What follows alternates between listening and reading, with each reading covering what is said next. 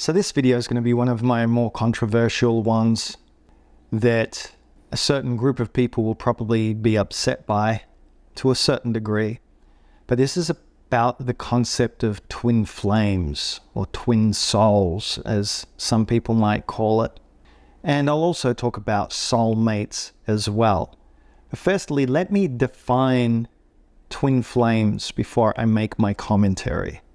A twin flame is said to be your other half, the same soul forged and then split into two separate people. Wrong. No such thing. Rubbish. That is just absolute garbage. Period. The end. There is no such thing as twin flames. There's just no such thing as twin flames. It's not how souls work. It's not how soul groups work. There is no other half of you. You are whole and you are complete as you are. You just haven't realized it yet. No other person can complete you. No other person can make you feel loved unconditionally. No other person or any aspect of the outer world can do the work for you. Period. The end. That is a bastardized human, mostly Western creation, this whole twin flame thing. Now, are there partners that you could have? There might be the perfect or ideal partners for you to be with, and maybe you might be destined to be with certain people in your life. Absolutely. But that is different than this concept of a twin flame and twin soul. That is just born of separation. It's born of the human need and desire to be loved. And because it's born of outside of self, again, right, looking outside of self for completion and for completing your soul, like God makes a mistake or the universe makes a mistake and accidentally cuts your soul in half. I mean, come on. And I'm expressing it so vehemently and with such extreme examples just to illustrate the point. No such thing. Now, there are soulmates and soul groups because we're all one, ultimately, okay? Everything's all one, period, the end. Let's just say that we're embodied in this third dimensional reality / fourth, for those that are more awakened and choosing more love. They're living their lives in a more of a fourth dimensional reality than a third dimensional reality, which is where the people that are shut down and that don't believe in the higher principles are still vibrating it. It's not a good, better than. It's not any of the ego BS stuff. It's just different for every individual, different for many, many different purposes, and everybody is exactly where they need to be at. No one is ahead and no one is behind. All right, so let's get all of that stuff out. It's an even playing field, period. The end. We're all one. There is no playing field, ultimately, okay? I know that can get a bit head trippy and so forth, but I just need to speak it, okay? Because it's where this concept of twin flameship came from, that separate part of self, and then people wrapped it up in a spiritual way to say, your perfect partner is out there, and it's not even your perfect partner in the physical plane now it's your other half of your soul. As I was stating, if we're vibrating at and living our lives at the third, fourth dimensional reality, and let's just say your soul, as we would perceive our soul, let's just say that your soul is a sixth dimensional consciousness, right? So we're down here and your soul's up here. And your soul, think of it like a triangle, like a pyramid scheme, basically. So that soul has multiple downlines and is actually that soul, as we would define it, is actually embodied as multiple humans at the same time. Okay, it's not a one-to-one ratio, and it's more complicated than that because it is multidimensional and all that sort of hoo-ha, right?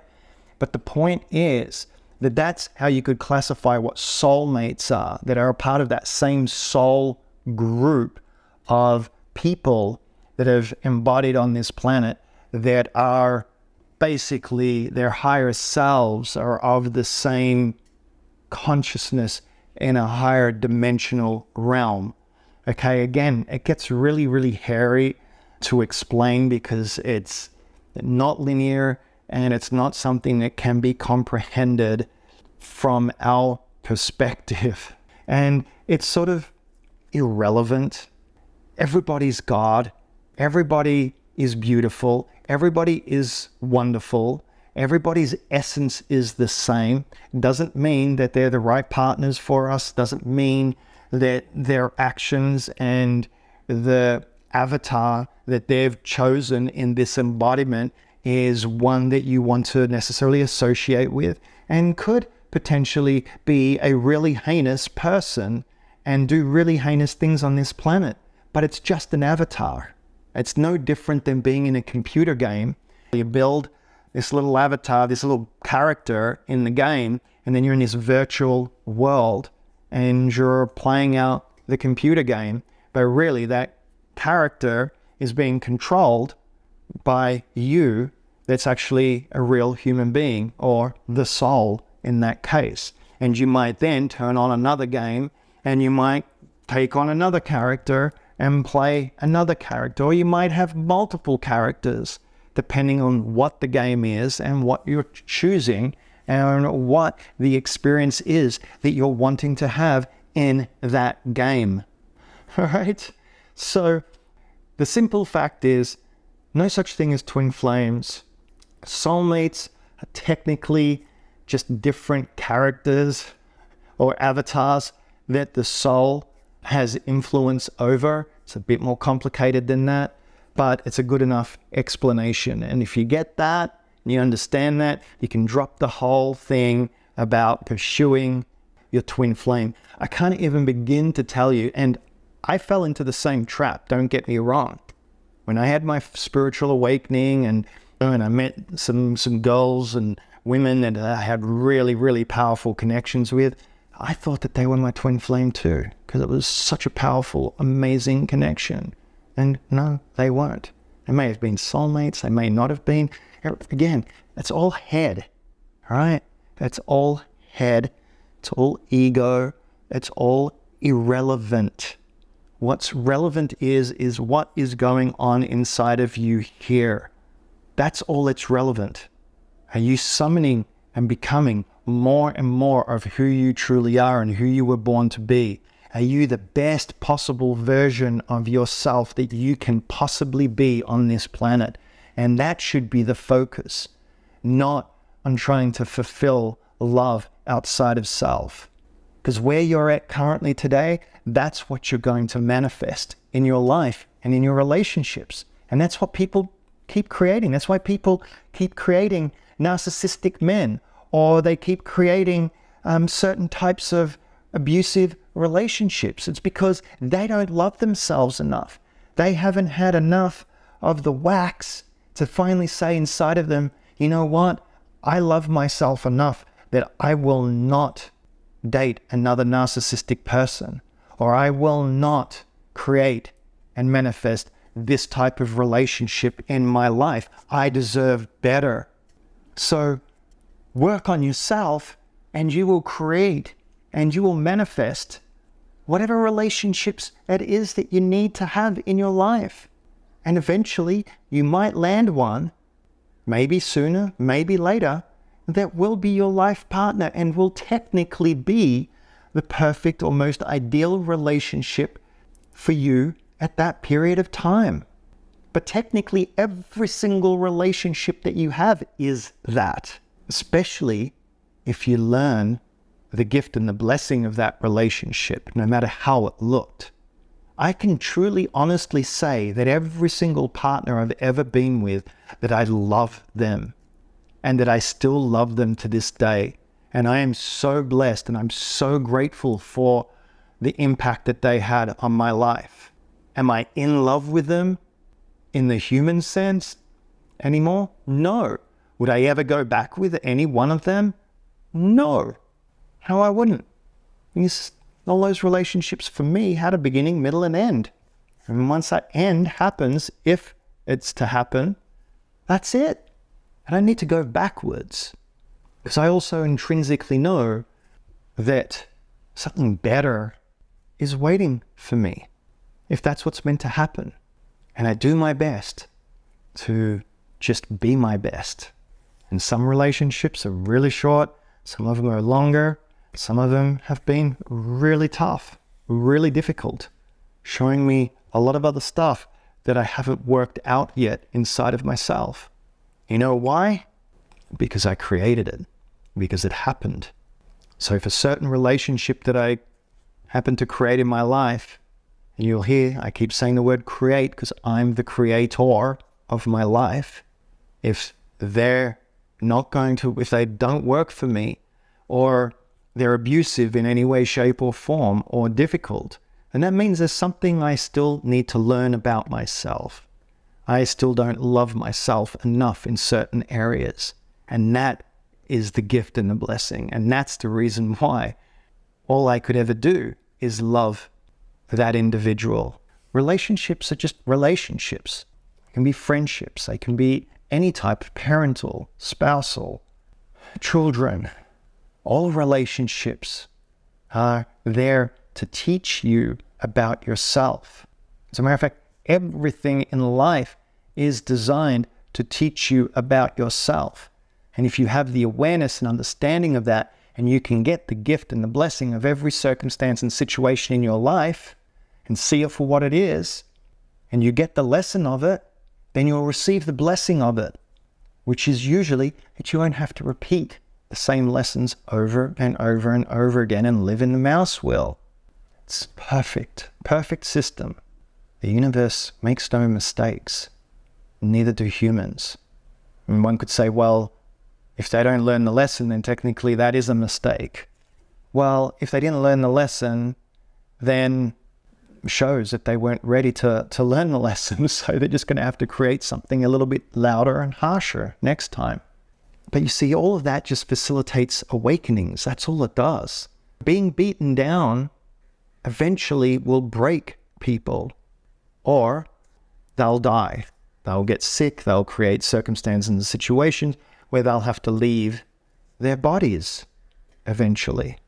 And that's not a punishment, and it's not callous, because even those statements come from separation and a belief that you're mortal, and again, a belief that the universe doesn't know what it's doing. And in a grand scheme of infinity, the period of time that you're on this embodiment is so infinitesimally small that it's not even a blip on the radar of infinity.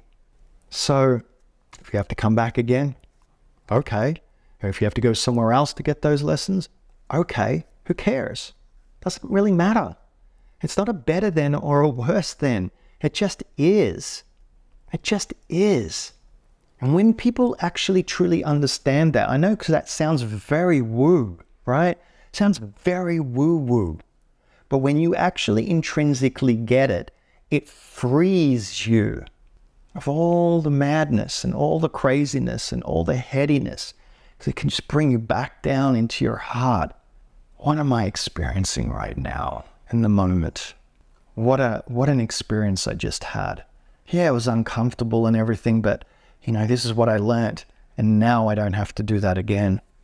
And if you fall flat on your face, oh well, you get back up. If you do it again, okay. It's another level of the same thing. Eventually, you'll get it. Very, very empowering. But back to the beginning, we're not half souls.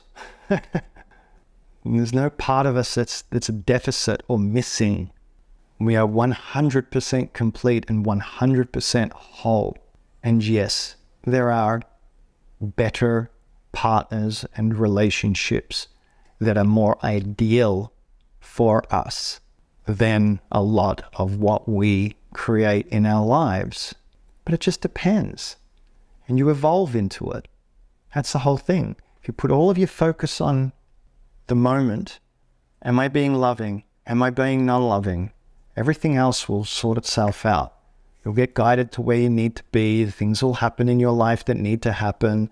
And you will find yourself navigating this world with the assistance of your higher self, your superconscious self, of the divine. And then everything becomes easy, including your relationships will become easier, because when you find that right person for you, if you're even meant to be in a relationship or a lifelong relationship, then awesome. And if you're not, that's fine too. It's the reason why people are divorcing like crazy now, because people are starting to waken up and starting to realize. And then usually people actually start doing the self-work. Happened to me after my second marriage. I thought it was the be-all and end-all of marriages. And we loved each other. Our marriage was almost completely perfect. But when it ended, I dove into my healing in a way that I had never dove into my healing before. And so did she, because we got comfortable a little bit. But also our marriage had a beginning, middle, and end, and that was the way it was meant to be. And she's now happily married. And I'm still looking, by the way. And I say that jokingly. I'm single. But if there is someone out there for me, the right person that can handle what I have to say and my lifestyle and all of that, and that all aligns, then maybe that will be the perfect partner for me for the rest of my life. And if not, I don't care. I'm enjoying myself. I'm having a great time. Learning a lot.